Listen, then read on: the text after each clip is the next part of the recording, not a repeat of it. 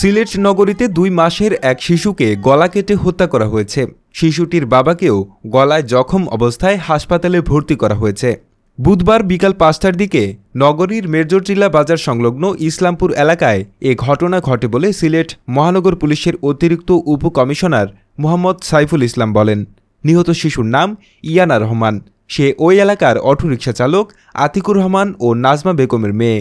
Atikur Rahman Sylhet MAG Osmani medical college হাসপাতালের 5ম তলায় চিকিৎসাধীন।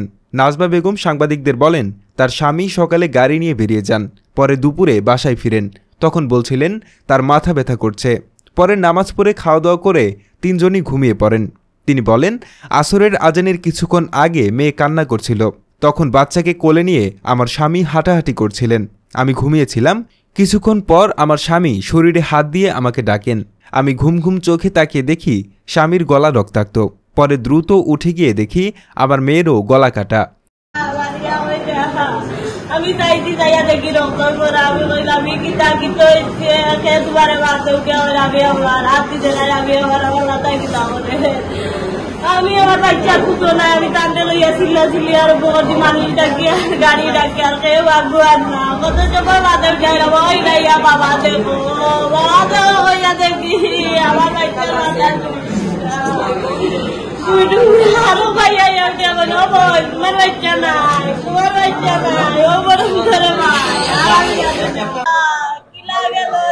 নগর পুলিশের কর্মকর্তা সাইফুল ইসলাম বলেন, কী কারণে এই ঘটনাটি ঘটেছে তার রহস্য উদ্ঘাটনের চেষ্টা চলছে। বিস্তারিত পরে জানানো হবে। স্থানীয়রা জানিয়েছে, পরিবারটি মেজরটিলা বাজার সংলগ্ন ইসলামপুর এলাকার আনসার মিয়ার বাড়িতে ভাড়া থাকেন। বিকালে তাদের চিৎকার শুনে লোকজন এগিয়ে যায়। তখন শিশু ও আতিকুরকে উদ্ধার করে হাসপাতালে নিয়ে গেলে চিকিৎসক শিশুটিকে মৃত ঘোষণা করেন।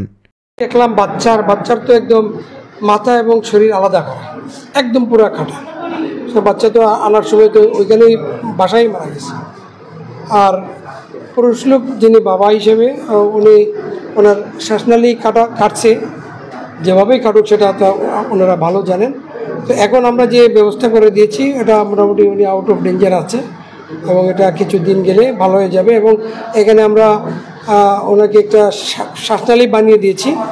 ওইটা কিছুদিন পরে উনি যখন আবার স্বাভাবিক শ্বাস প্রশ্বাস নিতে পারবে এবং কাটা অংশটা যখন জোড়া লেগে যাবে ওটা আমরা খুলে দেব। উনি মোটামুটি স্বাভাবিক লাইফ লিড করতে পারবে। বর্তমানে আউট অফ ডেঞ্জার আছে। ঠিক আছে, সবাইকে ধন্যবাদ। আসলে কি কারণে ঘটনা ঘটেছে এটা জানা যায় না, কারণ যেহেতু ভিকটিম আমি এতক্ষণ ওটিতে ছিলাম, ভিকটিম এখন সে কথা বলতে পারে না। তবে ডাক্তারের কাছ থেকে জানিয়েছি যে আউট অফ ডেঞ্জার, সময় লাগবে। কথা বলতে পারলে একটু সুস্থ হলে তাকে জিজ্ঞাসা করলে জানা যাবে যে ঘটনাটা কি হয়েছিল, কি কারণে ঘটনা ঘটেছিল বা কে ঘটাচ্ছিল। এই জন্য আমাদের একটু অপেক্ষা করতে হবে। আমরা এটা আমাদের অবশ্যই স্ত্রী, তার মা এবং তার বোন ওদেরকে জিজ্ঞাসা করতে করলাম। ঘটনার সময় আপনার ওই যে ভিকটিম, তার ওয়াইফ এবং তার যে ছোট বাচ্চা 45 দিনের বাচ্চা, এই 3 জন ছিল। প্রাথমিকভাবে আসলে কি ধারণা করছেন? এখন পর্যন্ত আসলে আমরা সঠিকভাবে এটা বলতে পারতেছি না। এটা ম্যাটার অফ ইনভেস্টিগেশন। ঘটনাস্থলে আমাদের সিনিয়র অফিসার স্যার আছে, পিবিআই টিম আছে, ফরেন্সিক টিম আছে। আমরা এখানে হাসপাতালে আসছি, ভিকটিমের সাথে কথা বলার চেষ্টা করেছি। এই মাত্র ওটি শেষ হয়েছে। সে একটু সুস্থ হলে আমরা তার কাছে জিজ্ঞাসাবাদের মাধ্যমে ঘটনাটা জানতে পারবো।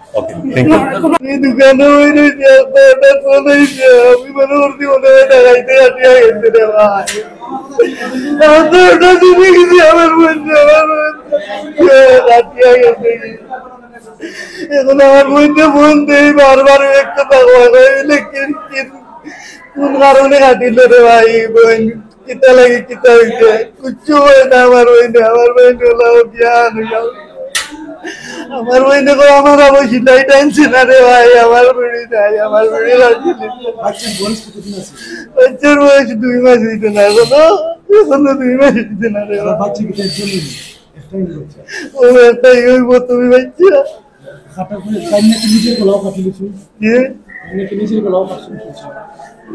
নিজের গলাও বলে হাঁটছে বাইরে।